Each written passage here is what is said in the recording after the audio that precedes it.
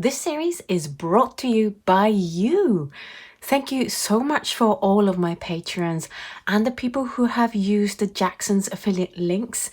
It is thanks to you guys that this series have been made possible. Thank you so much. Welcome back to the Colossal Color Showdown. This is the second episode. We're taking a look at the Burnt Sienna, and we're going to start off with gradation, and we have lots of different reactions. So first up, I noticed the mess that Mission Gold. I have no idea what happened here, but this is not what you want. And well, you guys know that I wouldn't recommend this color anyway, because when you look at Burnt Sienna, you don't want that really strong yellow glow coming through. You want that red brown color coming through. Another thing that I noticed, quite a few brands have this thing where you don't get the 4 clear stages. So for example, with the Holbein one, what I do is I create for each color gradation with 4 different stages of color strength. And if you can see a neat 4 stages, that means you're going to have the most amount of control in creating the kind of gradation you want, rather than it being dictated by your paint. However, if you use colors that are very similar and homogeneous here, like MaimeriBlue, the Vinci one, M-Graham a little bit, then the paint is going to dictate how your gradation is going to work, rather than you having that control. And what you're going to end up with normally is this dark patch at the bottom, and it doesn't matter how you try to gradate it, it's going to be this patch of the same color. So I definitely wouldn't recommend Da Vinci and MaimeriBlue for that if you do a lot of gradation. The ones that are really good at doing gradating are obviously the Holbein one, as I said before. Daniel Smith, you can pretty well see 4 different stages, although it's slightly lower than how I created it. So you're going to have a little bit more movement coming through in your gradation, that the colors is going to travel a little bit further than you expect. So just watch out for that. Schmincke, Sennelier and Da Vinci move really fast in the water, and you can see that because you can kind of see this vertical line feel happening in the paint, whereas you don't get that in the Holbein. And those colors, they have their uses, they're definitely fun to paint with. However, for gradation, they're probably not going to be the easiest ones to handle. Winsor Newton, you do get 4 stages, however, it's very wobbly, and that's not because I did the gradation wobbly, that's just how the color travels. So that might give you uneven gradation, which you might not want. Another thing to notice is the granulation is really coming through in these swatches. The Roman Szmal one, you can see heavy granulation.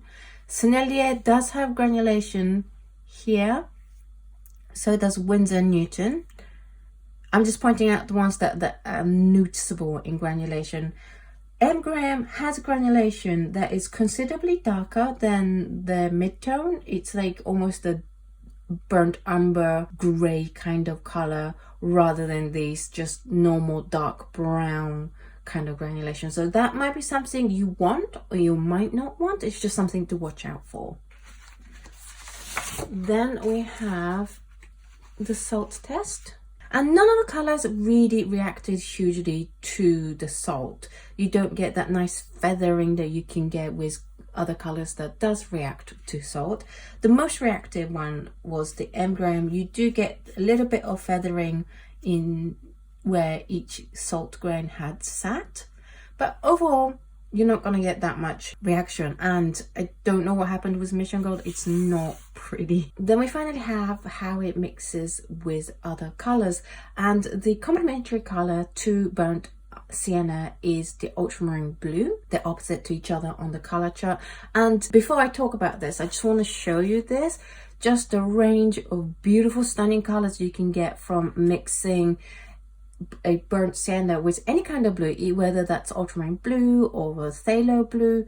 You get stunning range of browns and greens that I really love. It's one of my favorite color mixes, is to mix a blue with a Burnt Sienna, a burnt reddy brown color. And here we have a M-Graham Burnt Sienna with Holbein Phthalo blue yellow shade. I adore these dark green colors, they are so gorgeous. and then you get this wintry evergreen colors, and then you can even create a close to a burnt umber color.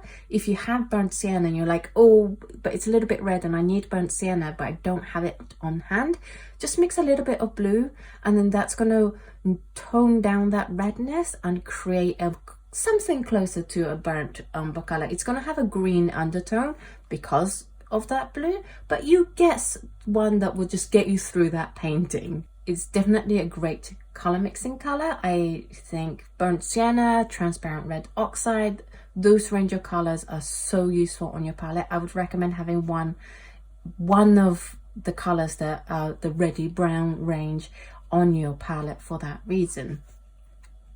In terms of tinting strengths, not surprisingly, it's quite similar to when I did this swatch on Saunders Waterford that showed a little bit more variance in how strong each paint brand is, and the colors that come out quite strong in intensity turns out to be quite high in the tinting strength.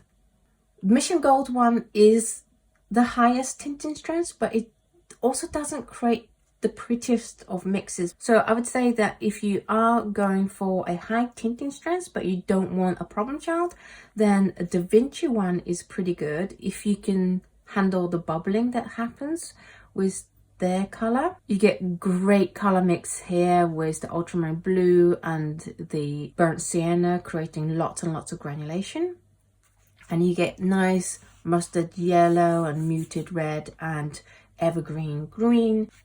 M-Grain one is also pretty high in tinting strength, as well as Sennelier one as well.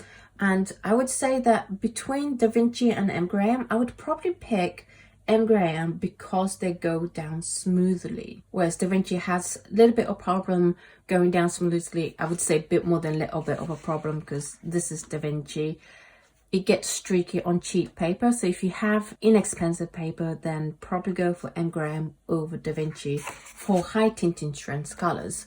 In terms of the low tinting strength colors, Winsor Newton is the lowest, and it does create this beautiful, pretty, pastely muted palette that will be super useful for someone. But if you have a lot of Phthalos and Quins, then this burnt sienna is going to really struggle in that palette, whereas if you have lots of manganese and cobalts, then it's going to do amazing. It's going to get on with your paint so well. I have to say though, my favorite color mixes is kind of like the core again, because it's not too strong, it's not over the top strong, it's not too weak, and the colors look really fresh compared to the other colors. From my personal color taste, I really like the colors that the burnt sienna from Core makes. As I mentioned in the previous episode, this month's Patreon exclusive dot card is the burnt sienna, which means you get to try out these colors at home for yourselves so that you can try mixing with the colors that are on your palette, because as I said, these burnt sienna colors come in a wide variety of tinting strengths and intensity, so you want to find the one that works with the paint that you already have on your palette. This dot card has 8 burnt sienna colors for you to try, and they're huge dot cards. People say that they're line cards and not dot cards, but I want you to have plenty of paints for you to try as much as you want, rather than those tiny little bit of dot of color. To receive this, all you have to do is head on over to patreon.com/AutoKano and then sign up to the appropriate tiers, and then these dot cards will be on your doorsteps very shortly. That's it for the burnt sienna. What did you think of the colors? Which one was your favorite? Do let me know in the comments below. As for me, I am actually really liking Core, partly because it goes down incredibly smoothly even on cheap paper like Fabriano Academia. It's not overly opaque, which I have a pretty transparent palette and I like to keep it that way, so that is a good choice for that. But most of all, I really like how fresh the colors you can get from mixing the Cores one with other colors over other colors. I definitely wouldn't pick this. So in terms of recommendation, as always, don't go for those two. I mean, I would go for Core or Daniel Smith, especially if you're using more inexpensive paper. I would recommend Holbein if you do a lot of gradation. and then high tinting strengths M. Graham, low tinting strengths Winsor and Newton. But overall for me, the biggest winner is the Burnt Sienna from Core. I hope this video was useful to you. If it was, then please hit the like button and hit the subscribe button as well if you haven't done so already. In the next episode, we're going to take a look at the permanent alizarin crimson, so do watch out for that. Thank you so much for watching this video, and I will see you in the next video. Bye!